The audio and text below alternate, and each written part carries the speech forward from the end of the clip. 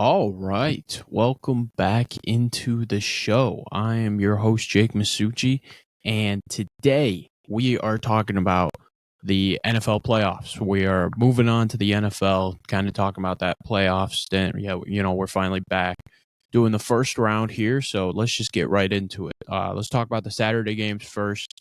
Texans, Browns. Okay, so this was the first game. Aaron and I talked about it. Both of us kind of saw the Browns coming out of this game.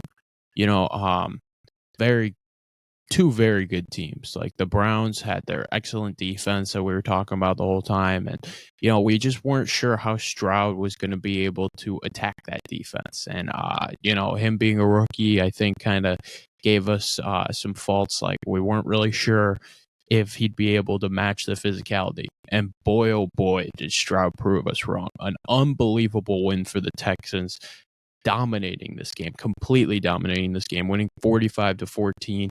Let me just throw CJ Stroud's numbers out there. He was 16 for 21, 274, and 3 touchdowns, and was just a flat out monster, man. I mean, unbelievable throughout the whole game.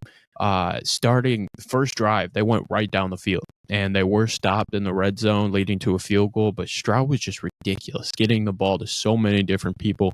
Nico Collins had some unbelievable throws down the field. He was insane. That he was just able to get his guys involved. Nico Collins, the main guy, he had 6 receptions, 96 yards. He was able to hit Bevan Jordan for a long 76-yard touchdown. He got John Mechie involved, Dalton Schultz a little bit. Like, he was just throwing down the field and making it look so easy. The fact that he only threw it 21 times and the Texans were able to dominate in this way is just super impressive, super impressive. And really, I think the main story for the Texans that we got to talk about is the defense. The defense did not start out great. The Browns actually were up 14-10 to start the game in the second quarter.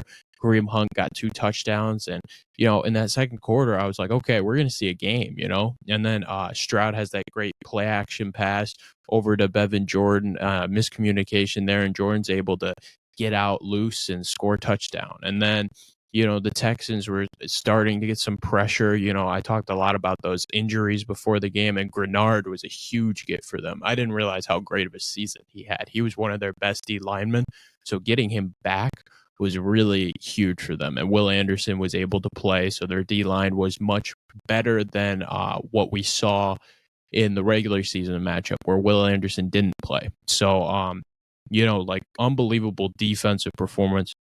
The Texans were actually winning this game 24-14 at halftime and got the ball. So, going into the second half, the Texans right away, they went down the field, but then were stopped. Like the Browns defense was actually able to make a stand. One guy that impressed me on the Browns defense was their linebacker. His name is, let me pull it up real quick. I'm not going to say it right, but it's Jeremiah Owusu-Koramoah. And if you watch the game, dude, he was unreal. Like, he was tackling everybody. And this is definitely going to be a guy to watch. He had 4 tackles for loss in this game and 9 tackles in total. He's just a monster linebacker. He really impressed me throughout the whole game. But getting back to it, like, the Browns were able to make some stops and have their defense, like, help them out. And then Flacco's driving down the field. The Browns offense is starting to show up a little bit. And then Flacco tries to make a play out of nothing, really tries to get the ball away, and Steven Nelson picks it off, and the Texans go all the way down, pick 6 for Steven Nelson. And then it's 31-14, the game's getting out of hand. There's a 4th and 2, and Flacco just throws another really rough ball, and it's picked off, another pick 6, and just like that, you knew the game was over. I mean, really just an unbelievable, dominant performance. Devin Singletary had a great game in this one, too. He capped it off with the last touchdown. And, I thought Flacco overall had an excellent year.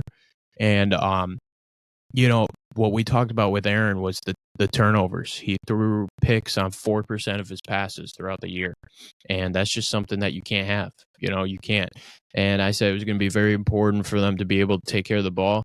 And to be honest with you, if the Browns were going to win that game, they needed to be up early. And they were not up early, and that's just absolutely killer for the Browns. Overall, I think the Texans are scary. Right now, they're going to be they're actually going to be playing the Ravens. So I really think that's going to be an interesting matchup, and I'm excited to see what happens there. We'll get into more like that matchup detail when Aaron gets on the pod on Friday. But switching over to the other game that happened on Saturday, this one was on Peacock. It was Chiefs and Dolphins. So let's talk about it a little bit. This one, I watched most of the game. I didn't watch like the whole thing. Tua really struggled, and the cold was just a big factor. Like, it was so difficult for, first of all, like, I didn't realize how much of a factor like it was going to play on almost everything. A lot of people were like, "Oh, it might be easier to pass in this game because it's going to be more difficult for the defensive line to be able to bring pressure because of how slippery it was." And that was actually like some of the case. I thought the Chiefs came out with a passing game plan, and the first drive they went right down the field and scored. Rashee Rice had that first touchdown, and the Chiefs were passing, like they were moving the ball. Mahomes was getting it to Kelsey and really looking good. This was one of Kelsey's better games. But right after that, the Chiefs got out to a 10-0 lead, and then Tua goes deep to Tyreek Hill, and Tyreek Hill, like, who was quiet in the first quarter, had a couple screen passes. They got him going. They had one screen pass, and then they were able to hit him deep. And Tyreek Hill's just such a factor that way. And you're like, oh, this is going to be an interesting game. But the Chiefs kept having these long drives, long sustained drives with Isaiah Pacheco just riding his back. And Pacheco was able to run all over that injured Miami Dolphin front, which really hurt. It's especially like establishing the run in that kind of environment and that kind of game was just so important. And the Chiefs were able to have long drives and be able to have those field goals. And that Chiefs defense was all over the place. Chris Jones and all those guys were really making it hard for Tua and making it hard for that run game. They weren't able to get Mostert involved. They weren't able to get A-Chain involved. And I talked about it. Like, the Dolphins were clearly injured, and it makes it really tough. Like, they didn't run A-Chain too much. He had 6 carries, 9 yards. Mostert had 8 carries, 33 yards. And other than Tyreek Hill getting open on that one long play, he had 5 receptions for 62 yards.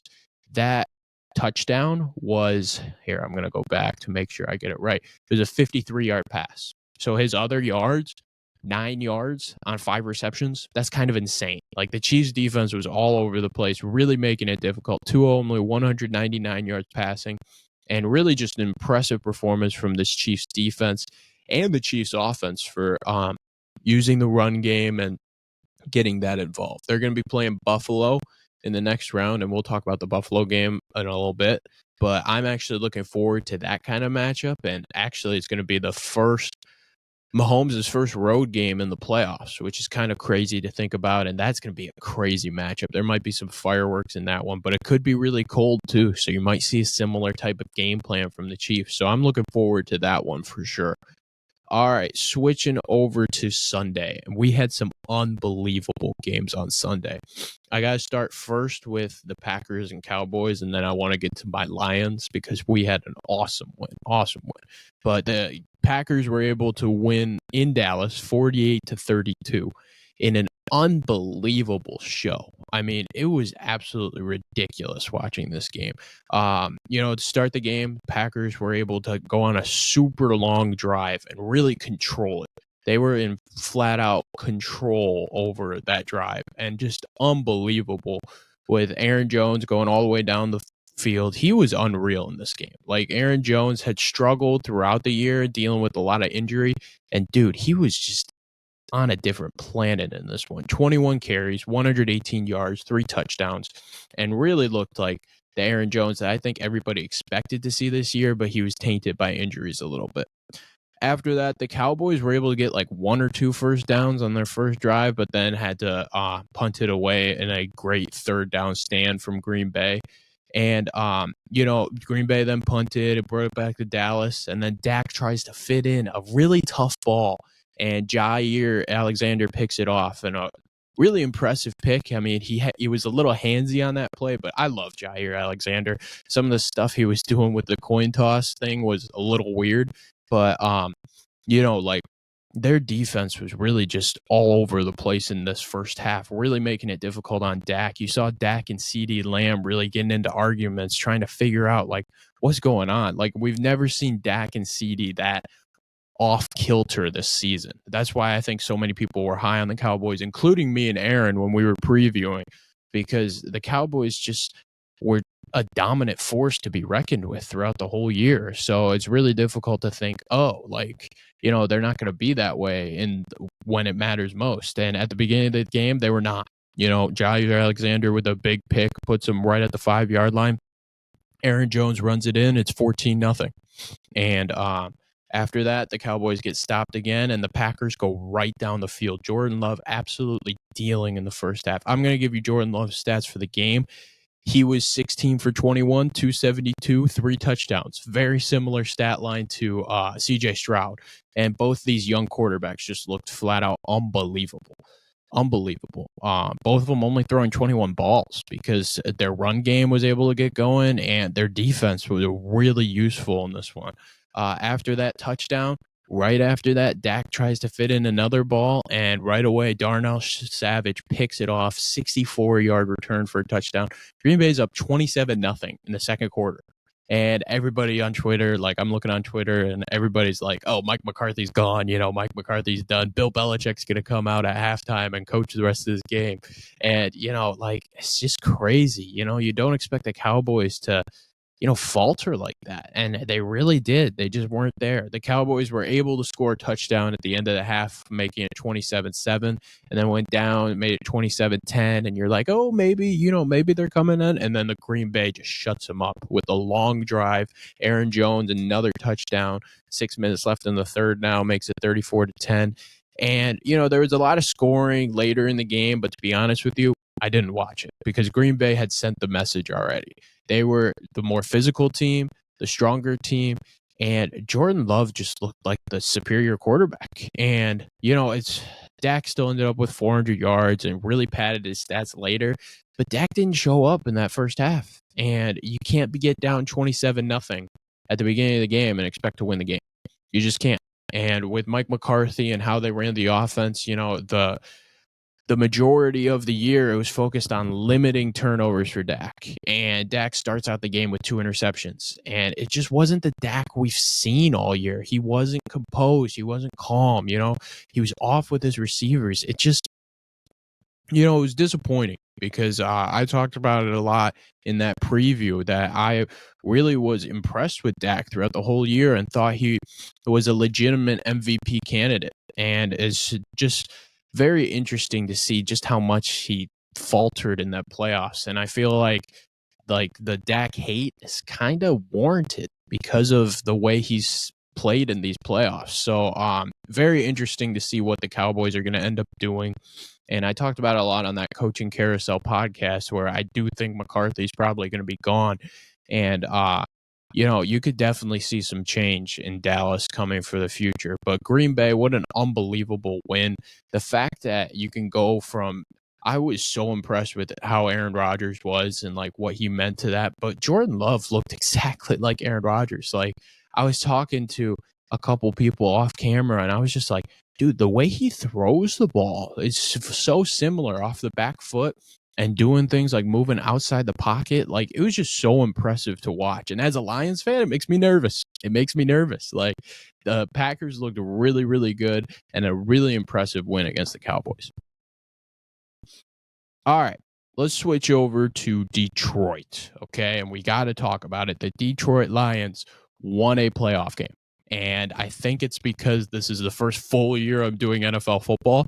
And that's why my teams are winning. And I love it. I love it. I flat out love it. Like first Michigan and now this has been a great week for me. The Lions win this game 24-23 in Matthew Stafford's return to Detroit.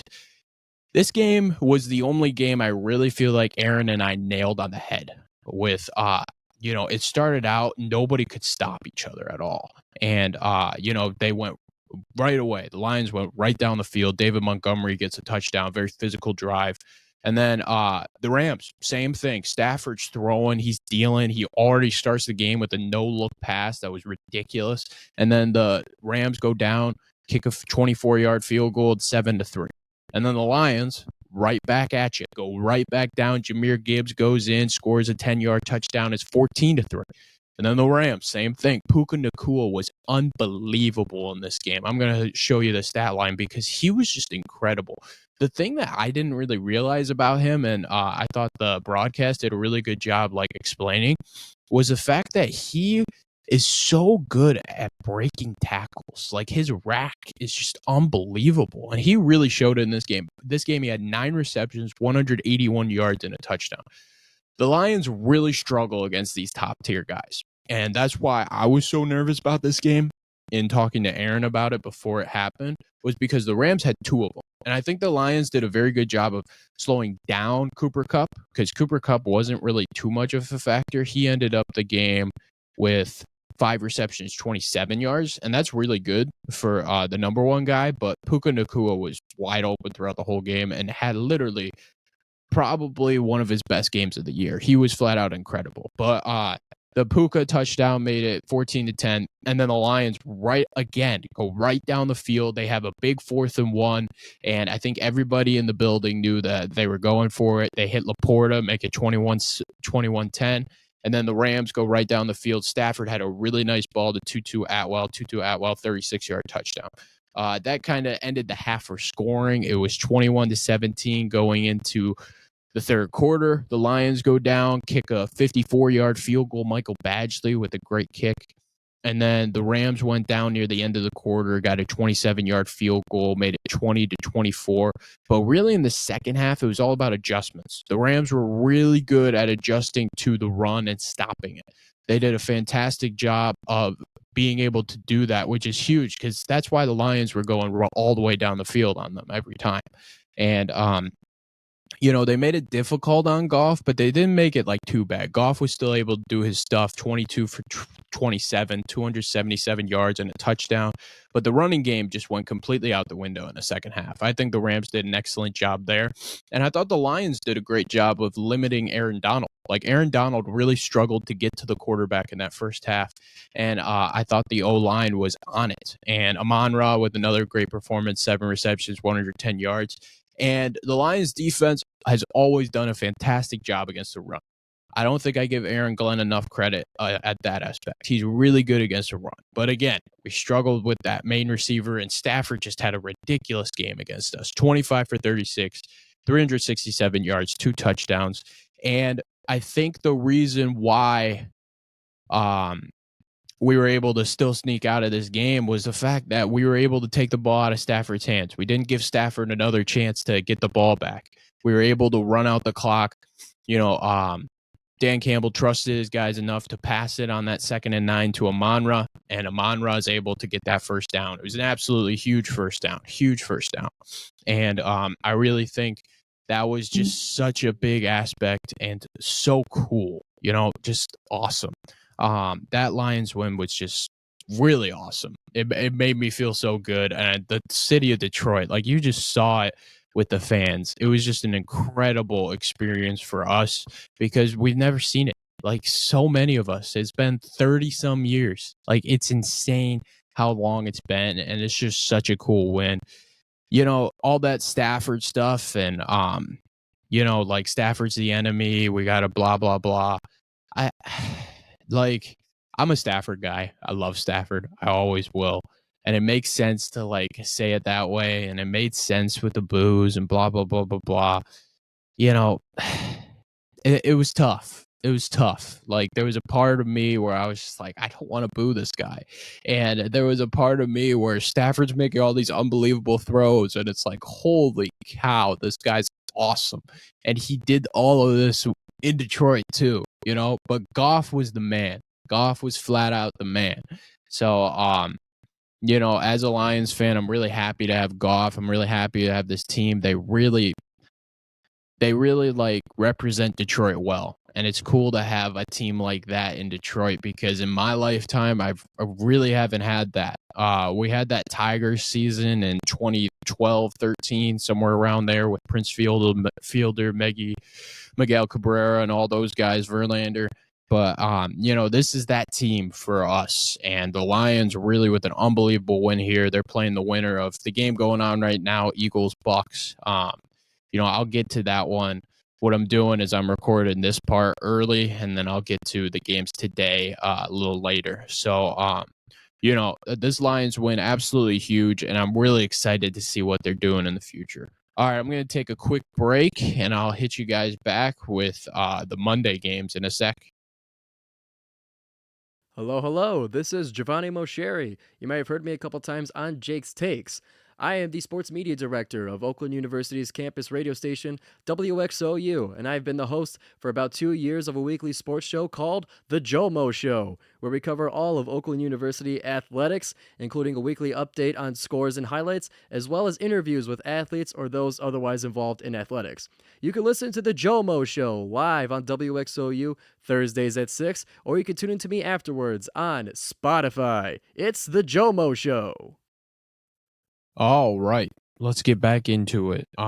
So let's talk about the Monday games. I'm actually just back. So what I did was I recorded earlier in the day, just like the Saturday and Sunday games, and now I'm doing the Monday games. So there's actually 5 minutes left in the Buccaneers Eagles game. So I'm going to start with this game.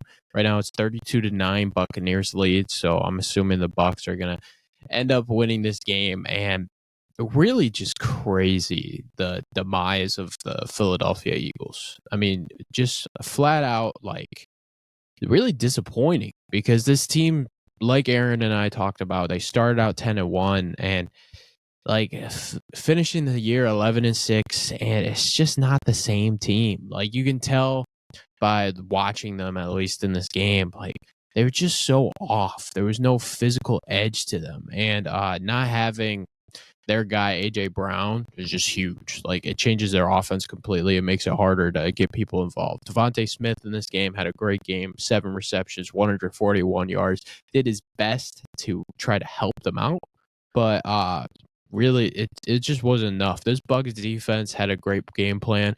They did a great job tackling, but the main problem is the Philadelphia Eagles defense. And we talked about it. I mentioned that stuff with their defensive line, which I think has been huge. But their tackling today was awful, just flat out awful. The Bucs were able to create so many big plays. And like in the first half, they showed a stat on the board where the Bucs, in I think it was in the second quarter, had like 144 yards passing and like receiving yards. And the rack on those yards was 110. So receiving yards after the catch is 110 yards. And in total, you have 144 yards. That's insane. That's almost all of your yards coming after the catch. That's ridiculous, you know? And that's just horrible tackling there. If you kind of go through it step by step, like the Bucs started out this game with a good field goal. It went down the field pretty quickly on their defense. They were able to run the ball. They were able to throw the ball. I mean, absolutely ridiculous. Baker had an excellent game and didn't look too injured. I mean, he looked really, really good this game. 22 for 36 throwing, 337 yards, 3 touchdowns. And they were able to run the ball. Rachaad White averaging 4 yards a carry, 18 carries, 72 yards. Able to do a solid job running. But Baker's the main guy, man. Like, he really stepped up for them. And the Eagles just struggled to move the ball. Later in the first quarter, they were able to get that big play to David Moore. There was like 3 missed tackles on that play. It's just flat out horrible effort from the Eagles. Just didn't look good. And then Chase McLaughlin able to get another field goal, a 54-yarder to start the second quarter off. And then the Eagles went down and got Jake Elliott a field goal. And then McLaughlin had another field goal, made 16-3. And then near the end of the quarter, the Eagles kind of looked like themselves. They had a deep ball to Devontae Smith, and you're like, oh, maybe the Eagles can start catching up. 16-9, and then somebody's offsides, and they're like, oh, they're going to do that tush push, and then they get stopped on the tush push, and you can tell those Buccaneers fans were all over the place, just crazy stuff there. And then going into the third quarter, not much happened to start, and then Jalen Hurts had that crazy intentional grounding for a safety, which led to an 18-9 lead. And then that just led to the Bucs going right down the field. A big play, Baker Mayfield to Trey Palmer, another big touchdown. Really just a disappointing effort from the Eagles right now. Chris Godwin just scored in the fourth quarter, and the Eagles have the ball. It's a 3rd and 16 on their own, or 3rd and 18 on their own 28. Just really disappointing from the Eagles, just head to toe. And you'd assume that Sirianni would be on the hot seat now just because of the flat out disappointment, because you start out the season so strong at 10-1. A lot of people thought there were some people that thought it was kind of fraudulent because they were winning some crazy games and the start of their schedule wasn't really hard. And then near the end, like it showed, it was fraudulent, and losing your coordinators is a big deal. It is a big deal, but you should be able to get over that hump. And the losing Steichen and Gannon is just it's just part of the process, And the Bucks, credit the Bucks, man. Like their defense looked really good in this game. Levante David is a monster. I love their safety. Winfield had the one play with Devontae Smith where he wasn't paying attention, and Smith got past him. But I love Antoine Winfield. Devin White's a monster. He's all over the place. Vita Vea, they got guys, man. Levante David, really just an impressive team over there. And, them playing the Lions, I think it's going to be an interesting matchup. The Lions played them earlier in the season. It was week 5. The Lions won 20-6 in Tampa Bay. So, it's definitely going to be interesting, and we'll go over it with Aaron in this one. But I'm sure the Bucks will have some stuff up their sleeves, and that's just a huge win for them. Absolutely huge. Going from Brady to Baker and being able to actually get better and get a big win. Like the Eagles, that's still a huge win. I don't care if they're not playing to the Eagles standards. Like unbelievable for the Bucks to get a playoff win. And the NFC's crazy. It's crazy. Who would have thought to have Green Bay in the second round, the Bucks in the second round, and the Lions in the second round? I don't think many people would have thought that going into the year. So crazy NFC there. Crazy NFC. All right, let's go to the last game that happened earlier in the day. It was Bills Steelers, and this one was kind of weird. I was watching it on and off. Mason Rudolph with a solid game here, 229, 2 touchdowns, 1 interception. The Bills, Josh Allen with a solid game as well, 21 for 30, 203 passing, 3 touchdowns, didn't turn it over, which is very key. And he was running the ball very well. He had that long, I believe it was like a 50-yard touchdown. Let me make sure I got that right. Yeah, in the second quarter, it was a 52-yard run. And it was an insane run. Like he broke like 3 tackles, and then he's just one of the most athletic quarterbacks in the game. And the Bills really just started off on full control, up 21-0, and you're like, geez, another blowout, man. And then the Steelers just kept hanging around. The end of the second quarter, they were able to get that touchdown to Deontay Johnson, and then they got that field goal, made it 21-10. Bills made it 24-10. And then Steelers sneaking around, another touchdown there. Mason Rudolph throwing a ball to Calvin Austin. So it's 24-17. And then the Bills just shut them up. Scored a touchdown right after that to Shakir. And you were like, yeah, this game's over. And, that's kind of what it was. The Bills solidified themselves playing the Chiefs. And to me, that's probably the most interesting game in the second round, besides for me being a Lions fan. But, that Bills-Chiefs matchup is just an unbelievable matchup. And we'll definitely get to talking about it. The Bills, to me, they didn't look like crazy impressive. Like, I'm not going to say like the Bills are officially back, Josh Allen, I think, looked a lot better than like he has in the past, at least, because I didn't think he looked great in Miami in that last game. I thought he looked solid in this one. There were a couple throws where I was like, but that's kind of just the Josh Allen experience, man. Like you'll see him try to make those plays, and he's able to make those plays some nights, and some nights he's not. Today he was on. He had a very good performance, and I'm looking forward to that Josh Allen-Patrick Mahomes matchup. It's going to be really insane. But that was kind of the first round for you, just giving my thoughts over on that. Aaron's going to be coming on Friday. We're going to be recording it on Thursday, just kind of talking about the games that happened a little bit, just getting his perspective, and then we'll talk about what we think will happen during the weekend. But that's going to wrap up Jake's Takes for today. Thank you guys so much for listening or watching the podcast. For my YouTube subscribers, please subscribe to the podcast. I'm going to be trying to get a lot more shorts out, a lot more reels out on the Instagram. Follow us on Instagram. If you don't, it's Jake's Takes 5, something like that. Yeah, just look up Jake's Takes and the J will pop up. So follow us on Instagram. We're also on Facebook.